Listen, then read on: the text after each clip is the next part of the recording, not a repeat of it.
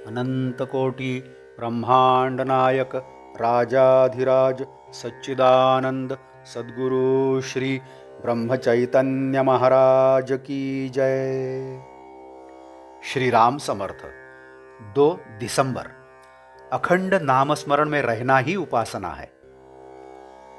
भगवान की प्राप्ति में कौन सी बाधा आती है? हमें भगवान की प्राप्ति नहीं होती, इसके लिए वस्तुतः हम ही कारण होते हैं।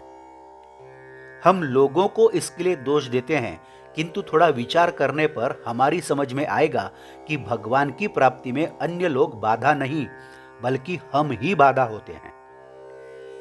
हमें जिसे अपना कहना चाहिए, उसे हम अपना न समझकर किसी और को ही अपना समझते हैं। हमारा बेटा, हमारी पत्नी, हमारा भाई, इन सब को हम अपना समझते हैं। कुछ सीमा तक ये हमारे होते हैं, यह सही है, किंतु भगवान को यदि हमने अपना कहा तो वह हमेशा अपना ही होता है और वह हमारी सहायता के लिए सदा तैयार ही होता है। तुम सब द्रौपदी की कहानी जानते हो ना? मेरे पति मेरी रक्षा कर पाएंगे ऐसा उसे लगता था, किंतु किसी से भी कुछ होने वाला नहीं है, यह जब उसकी समझ में आया तब उसने श्री कृष्ण की आर्त भाव से प्रार्थना की और तब वह उसके लिए तत्काल आए। मतलब यह हुआ कि जिन्हें हम अपना समझते हैं वे वास्तव में अपने नहीं होते। अतः हम परमात्मा को अपना समझें, मैं उसका हूं, ऐसी भावना निरंतर बनाए रखें और जो जो घटता है वह सब उसी की इच्छा से होता है, यह भाव दृढ़ हो।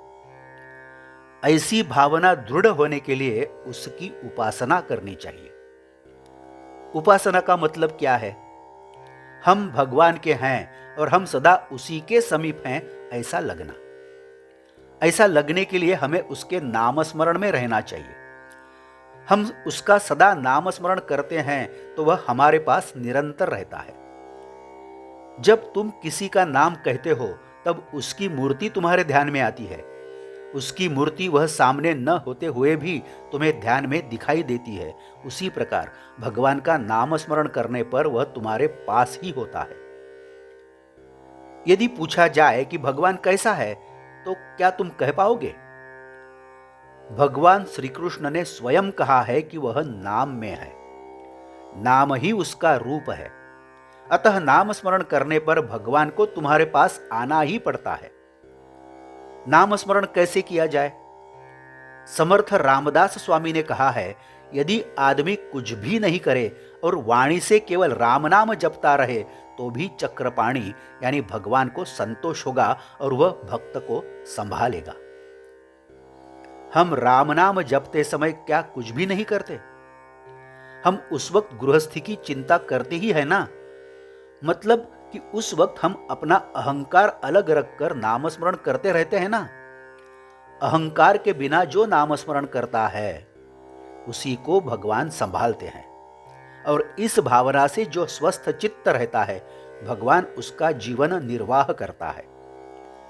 आज का बोध वचन, हम किसी के होके रहें, या तो गुरु के या भगवान के। जानकी जीवन स्मरण जय जय राम। नमस्कार। मराठी और हिंदी में श्री महाराज की प्रवचनें आप हर रोज सुन रहे हैं, लेकिन आपसे विनती है कि कृपया चैनल को भेंट देकर प्लेलिस्ट देखिए। प्लेलिस्ट के जरिए आप कोई भी प्रवचन अपनी सुविधा के अनुसार सुन सकते हैं। मैं फिर से एक बार आपसे कहना चाहूँगा कि यदि आपने अभी तक चैनल सब्सक्राइब नहीं किया है तो कृपया सब्सक्राइब करिए, लाइक करिए, शेयर करिए, कमेंट्स दें, बेल आइकन दबाना मत भूलिए। धन्यवाद। जय जय श्री राम।